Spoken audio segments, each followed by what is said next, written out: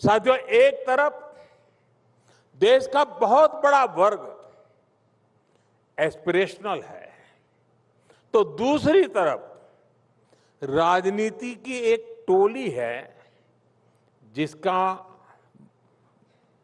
जीवन मंत्र बन गया है ऑलवेज अगेंस्ट।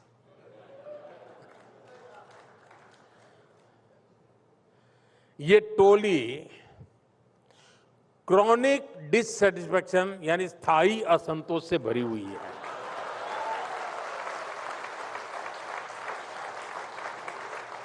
आज मैं रिपब्लिक टीवी के दर्शकों को जरा इस टोली के लक्षण बताने जा रहा हूं।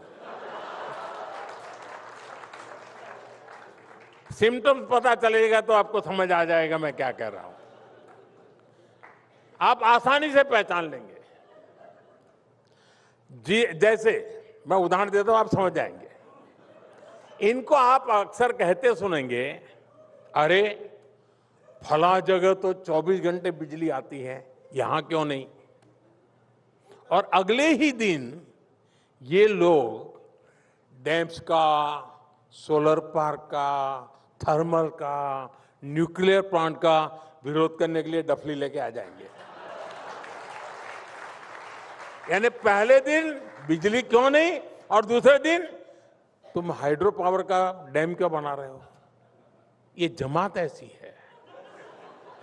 ये वो लोग हैं जो खनिजों के खनन का विरोध करते थे, लेकिन आज पूछते हैं कि भारत का रेयर अर्थ मिनरल्स भंडार कहां है, सप्लाई चेन कहां है, और भारत में फलाने देश की तरह इलेक्ट्रिक व्हीकल का इकोसिस्टम क्यों नहीं है? ये वही लोग हैं जो कभी डेटा या आटा इसकी डिबेट चलाते थे। पहले डेटा की आटा बड़ा मजा आता था।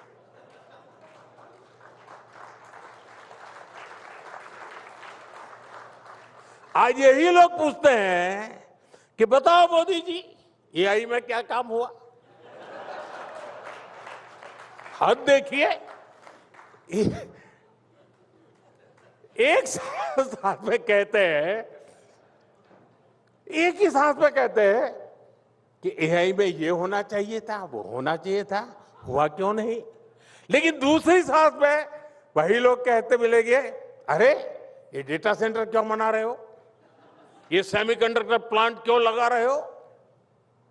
और फिर ये लोग उसके 100 नुकसान गिनाने के लिए घंटे घंटे भर सोशल मीडिया की स्क्रीन पर दिखेंगे, टीवी डिबेट में दिखेंगे, अखबारों में भरे रहेंगे। साथियों, ये लोग करप्शन को लेकर दुनिया भर के इंडेक्स उठाकर लाते हैं, भारत को कटघरे में खड़ा करते हैं। इनके इकोसिस्टम का मीडिया भी 24-24 घंटे उछालता रहता है। लेकिन जब करप्शन के विरुद्ध एक्शन होता है, जब कार्रवाई होती है, तो यही लोग चिल्लाते हैं। सबसे पहले हल्ला मचाने का काम कौन करते हैं?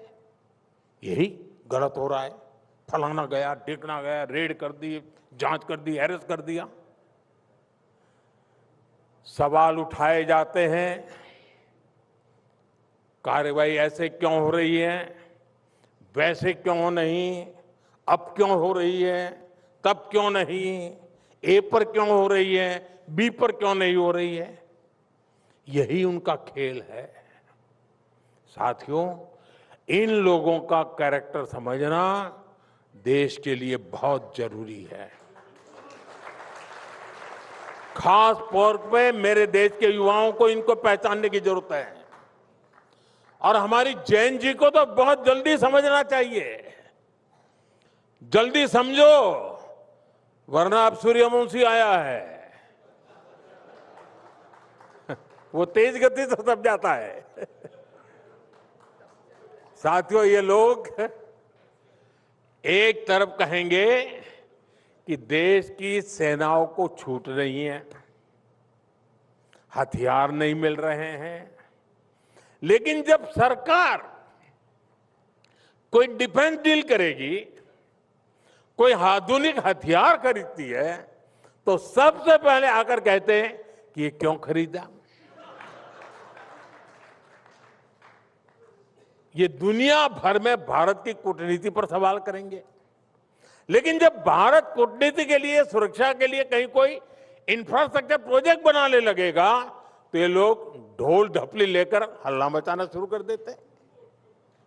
साथियों, आज भारत के जिस अहम कालखंड में है, इसमें हमें ऐसे लोगों को पहचानना होगा, उनके कुतर्क को समझना होगा और उनसे सतर्क रहना बहुत जरूरी होगा। और आज दुर्भाग्य से आज देश के मुख्य विपक्षी दल कांग्रेस पर ऐसे ही लोगों का कब्जा हो गया है। कांग्रेस कभी नेशन फर्स्ट की बात करेगी, ये सोचना भी अब झूठे सपने जैसा हो गया है।